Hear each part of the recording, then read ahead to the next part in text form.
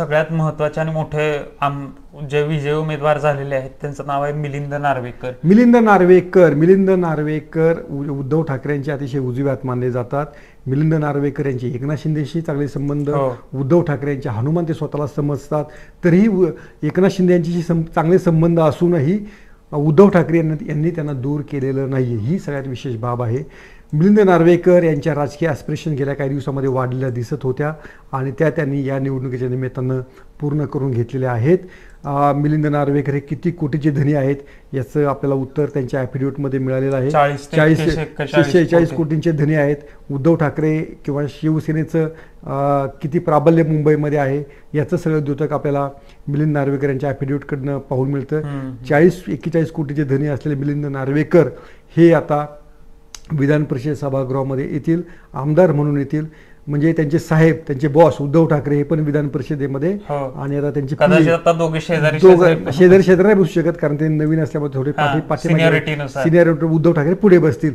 पण आता म्हणजे उद्धव ठाकरेंची सावली असलेले मिलिंद नार्वेकर आता सभागृहात देखील सावली म्हणून वावरणार, हे त्यातलं सगळ्यात महत्त्वाचं वैशिष्ट्य आहे. त्यामुळं ठाकरे पिता पुत्र आता आपल्याला म्हणजे आदित्य ठाकरे विधानसभेत, उद्धव ठाकरे विधान परिषदेमध्ये आणि त्यांचे PA हे देखील विधान परिषदेमध्ये असं आपल्याला दिसेल. पंकजा मुंडे विधान परिषदेमध्ये, धनंजय मुंडे विधानसभेमध्ये असं आपल्याला दिसेल. याच्या आधी उलटं होतं, याच्या आधी पंकजा विधानसभेत तर धनंजय मुंडे विधान परिषदेमध्ये असं होतं. त्यामुळं अशाही काही जोड्या या निमित्तानं जुळून आलेल्या आहेत. मिलिंद नार्वेकर आता मुंबई क्रिकेट असोसिएशनचे अध्यक्ष होण्याचं देखील त्यांचं स्वप्न आहे. ते या निमित्तानं आता काही अमर काळे यांच्या निधनानंतर ती जागा रिक्त झालेली आहे. त्या जागेवरती ती यशस्वी होतात का हे देखील आपल्याला पाहावं लागेल. पण एकूणच मिलिंद नार्वेकर यांची जी शिवसेनेचा एक साधा शिवसैनिक तर उद्धव ठाकरे यांची सावली आणि आता एका आमदार संविधानिक पदावरती ही मोठी मजल नार्वेकर यांनी मारलेली आहे.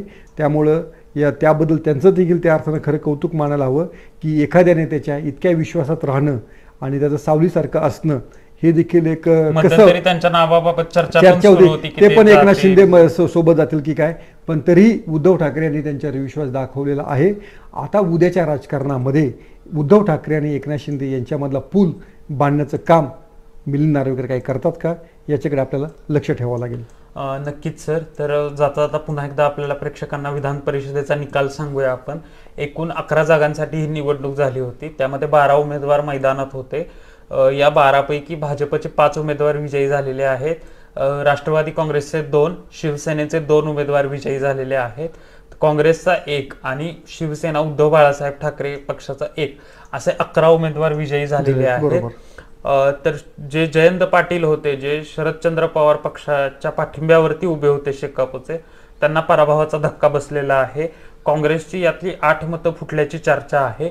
आता ही 8 मतं कुठली, हे काय काँग्रेस अनालिसिस करतं पाहावं लागेल. तर नक्कीच पंकजा मुंडे या निकालाची आपण काही वैशिष्ट्य पण बघितलेली आहेत. पंकजा मुंडे 5 वर्षानंतर पुन्हा आमदार झालेले आहेत. उद्धव ठाकरेंचे राईट हँड समजले जाणारे मिलिंद नार्वेकर आमदार झालेले आहेत. प्रज्ञा सातव या आमदार झालेल्या आहेत. जे योगेश टिळेकर आणि अमित गोरखे हे जे एक सोशल इंजिनिअरिंगच्या गणितात बसणारे 2 उमेदवार आहेत ते भाजपकडून विजयी झालेले आहेत. अजितदादांनी 2 आपल्या कट्टर समर्थकांना संधी दिलेली आहे. राजेश वेटेकर असतील, शिवाजीराव गर्जे असतील, तर हे आमदार विजयी झालेले आहेत.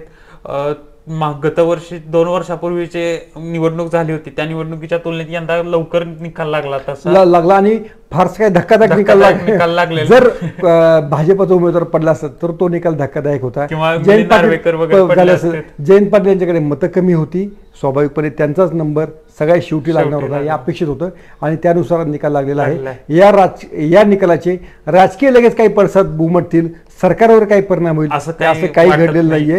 त्यामुळे पाटील यांचा पराभव होणं अतिशय स्वाभाविक होतं कारण त्यांच्याकडे मतच नव्हती. म्हणजे त्यांच्या स्वतःच्या पक्षाचा एकच आमदार विधान परिषद सभेत आहे. त्यामुळे त्यांना विजयासाठी 22 मतांची गरज होती. पण एकूणच हा निकाल आहे. हा महायुतीचा विश्वास दुणावणार आहे आणि थोडंसं महाविकास आघाडी लोकसभेनंतर थेट जो- महाविकास आघाडी म्हणजे तो कोणी काँग्रेसचं किंवा राष्ट्रवादीचं किंवा ठाकरेंचं कोणी उमेदवार पराभूत झाले नसल्यामुळे त्यांच्यासाठी पण एक मित्र पक्षाचा उमेदवार पराभूत झाला एवढंच आहे हो. आणि त्यामुळे महाविकास आघाडीला पण फार मोठा धक्का बसला असं काही थेट म्हणता येणार म्हणता नाही येणार नाही. पण महायुतीचा कॉन्फिडन्स वाढलाय वाढला कारण असं आपण म्हणू शकतो. लोकसभेनंतर जो कॉन्फिडन्स लूज झाला होता तो आता कुठेतरी वाढताना दिसतोय. तुम्हाला हे सगळे अपडेट कसे वाटले, ही सगळी माहिती कशी वाटली हे आम्हाला कमेंट करून नक्की सांगा आणि अशाच महत्त्वपूर्ण बातम्यांसाठी, अशाच महत्त्वपूर्ण गोष्टींसाठी आमच्या लेट्सअप मराठी या वेबसाईटला फॉलो करायला विसरू नका आणि आमच्या यूट्यूब चॅनलला नक्की सबस्क्राईब करा.